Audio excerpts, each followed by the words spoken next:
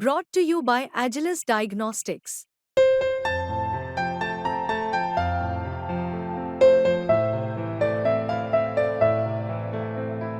Agilus Diagnostics. देश के छोटे उद्योगों को आत्मनिर्भर बनाने के लिए हमारी सरकार ने 2020 में पीएलआई योजना शुरू की थी। इसमें मुख्य 14 उद्योग हैं और छोटे उद्योगों को आत्मनिर्भर बनाने के लिए माननीय मंत्री जी ने जो उत्तर दिया है उसमें से मैं माननीय मंत्री जी को ये कहना चाहता हूँ कि इस योजना के अंतर्गत अगले 5 वर्षों में छोटे उद्योगों को बढ़ावा देने के लिए सरकार क्या कर रही है और 2020 से अब तक हर राज्यों में इस योजना का जो जानकारी मुझे चाहिए कि इस योजना के तहत किस उद्योग को लाभ मिला, इसकी जानकारी मुझे चाहिए। राज्यवार।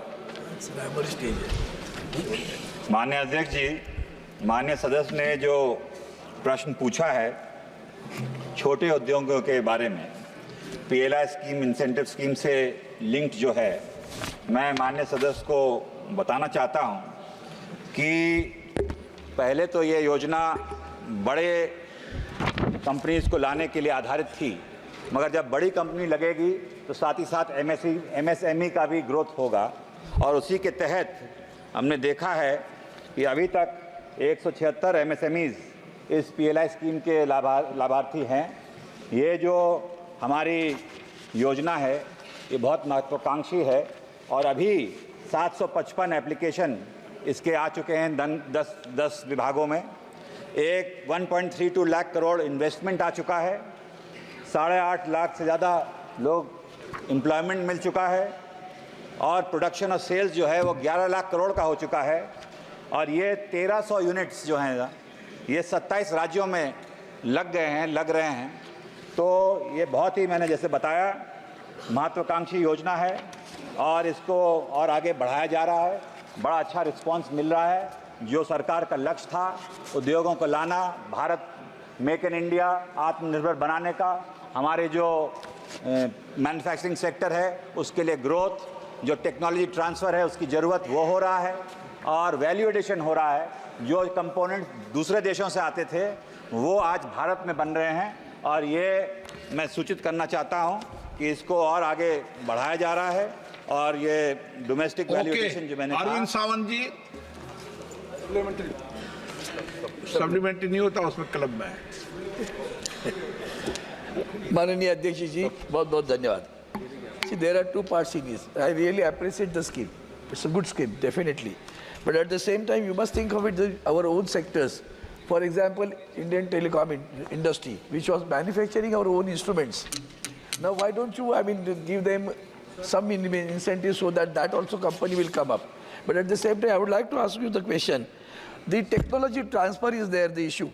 Now, sir, in the case of China, whether the trading has started or not, under the pretext of Atmanirbhar, the MTEL BSL could not bring the equipment because of the diplomatic crisis. Now the situation is that under the Atmanirbhar, we are not manufacturing in India. We are waiting for that. And some people, MSMEs, we have brought the machineries from China. But they cannot install it because they know they don't transfer the technology. They ask for a person to come and install over here. That person is not getting the visa. Whether the government is thinking of it to grant the visas for the people who are coming from China to install the machineries which have been brought to India through this trading. Kindly answer the question, sir. Thank you so much. माननीय मंत्री जी, धन्यवाद speaker साहब।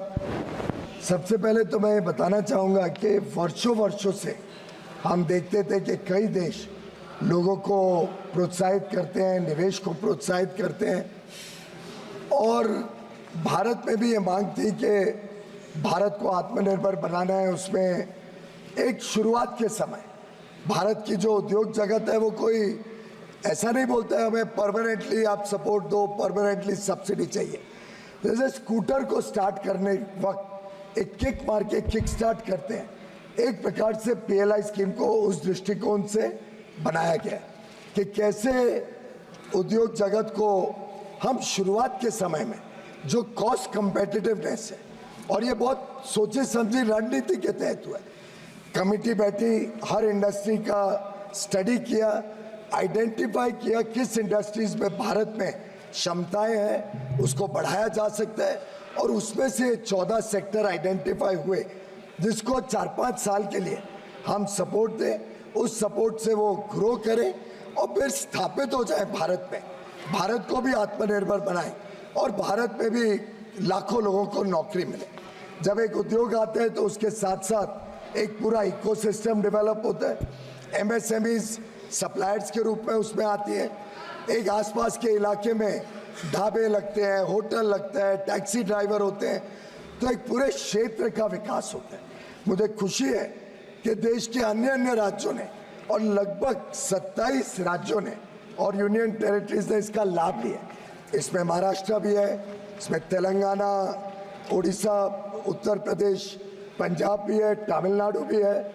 हर प्रदेश ने अपने जो sectors में जहाँ पे वो अपनी इंडस्ट्रियल पॉलिसी है उससे अट्रैक्ट करते हैं।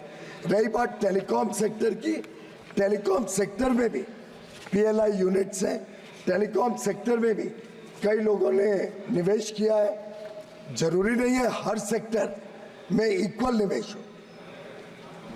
जिसके पास टेक्नोलॉजी है, जो भारत आना चाहते हैं, स्वयं उनकी इच्छा अनुसार हम उनको आमंत्रण देते हैं और इसका काफ़ी विश्व भर में प्रचार प्रसार किया गया। विश्व भर की कंपनियों ने काफ़ी इसमें रुचि ली और मुझे खुशी होती है बताते हुए कि कई सारी चीज़ों जिसमें हम पड़ोसी देशों के ऊपर निर्भर थे, अब देश में बनने लगी।